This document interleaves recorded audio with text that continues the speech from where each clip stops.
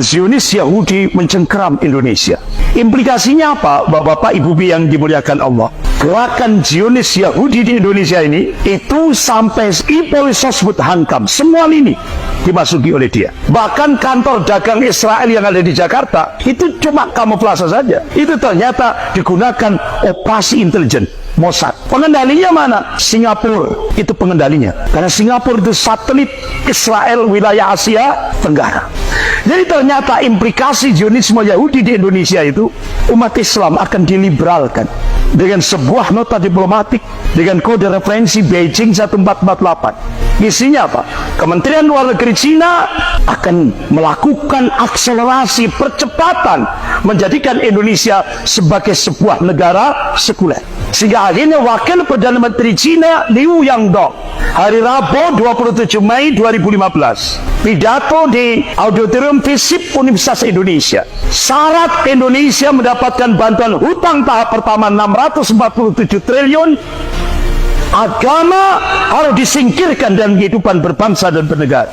Akhirnya Profesor Yudian Wahyudi diangkat menjadi Kepala Dewan Pembinaan Ideologi Pancasila. Selesai diangkat di Istana Negara, beliau memberikan statement, agama musuh terbesar Pancasila, agama musuh negara. Start 2016. Sehingga akhirnya Mendikbud, Menteri Pendidikan dan Kebudayaan Pak Nadiem Makarim melonceng roadmap pendidikan nasional 2020-2035. Sudah tidak ada lagi agama. Akhirnya dua ormas besar, Muhammadiyah dan Majelis Ulama Indonesia Pusat, tanya kepada Mendikbud, apakah generasi Indonesia 15 tahun ke depan 2020 sampai 2035 dijadikan generasi ateis, komunis? Tidak ada jawaban. Selang berapa saat muncul peraturan pemerintah tentang standar pendidikan nasional, tidak ada lagi mata pelajaran Pancasila dan mata pelajaran bahasa Indonesia, dihapus. Bapak-bapak, Ibu-ibu yang dimuliakan Allah, ujung-ujungnya ideologi Pancasila akan diganti komunis, puncaknya ateis. Kita sekarang dikuasai oleh elit Cina, Partai Komunis Cina, Triad dan Taipan Hong Kong. Ini adalah bagian dari Illuminati, Zionisme Yahudi Internasional, duet maut Cina dan Yahudi. Karena Cina punya program One Belt One Road. Ini alat penjajahan baru Cina hampir kepada 65 negara termasuk Indonesia. Bapak-bapak, Ibu yang dimuliakan Allah, inilah strategi Cina yang dilakukan untuk Indonesia, one country and two system. Satu negara tapi dua sistem. Elaborasi ideologi sosialis, komunisme dan sekuler kapitalisme ini digunakan dengan di backup oleh militer Cina, yaitu tentara merah. Makanya mantan Gubernur DKI Pak Sutioso, Jenderal Sutioso, yang dulu mantan Kepala BIN Badan Intelijen Negara, dampak Indonesia dapat bantuan hutang tahap pertama 647 triliun. Wakil Perdana Menteri Cina Liu Yangdong pidato di Auditorium FISIP Universitas Indonesia hari Rabu 27 Mei 2015, 10 juta rakyat Cina daratan wajib masuk ke Indonesia. Target 2020 harus genap 10 juta. Dan Presiden sudah mengumumkan 10 juta sudah selesai.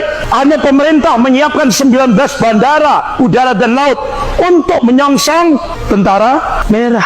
Akhirnya utusan dari Mabes Angkatan Darat datang ke pesantren-pesantren, termasuk ke pesantrennya Ustadz Muhammad Zulkifli Ali, termasuk ke pesantren saya di Malang. Datang, Ustadz, TNI yang aktif itu 500 ribuan kurang lebih, sementara tentara merah sudah 10 juta.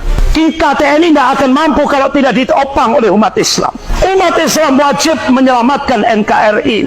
Makanya kenapa Jenderal Purnawirawan Gatot Nurmantio memberikan statement, benteng terakhir negara kesatuan Republik Indonesia ini adalah umat Islam.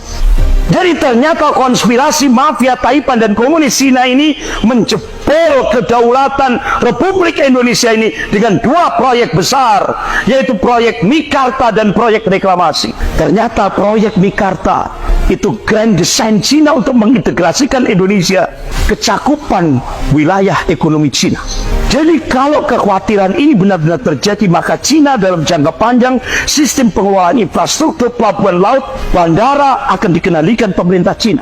Dengan begitu berarti skema kerjasama ekonomi yang dibangun dengan pemerintah Indonesia sejatinya merupakan entry point, pintu masuk bagi penguasaan Cina terhadap sektor pertahanan dan kemiliteran Indonesia, yang pada perkembangan akan menggerus kedaulatan wilayah nasional Indonesia.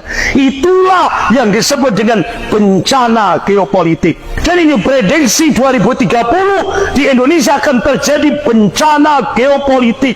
Indonesia tidak punya lagi wilayah kedaulatan karena kedaulatan sudah dikuasai Cina.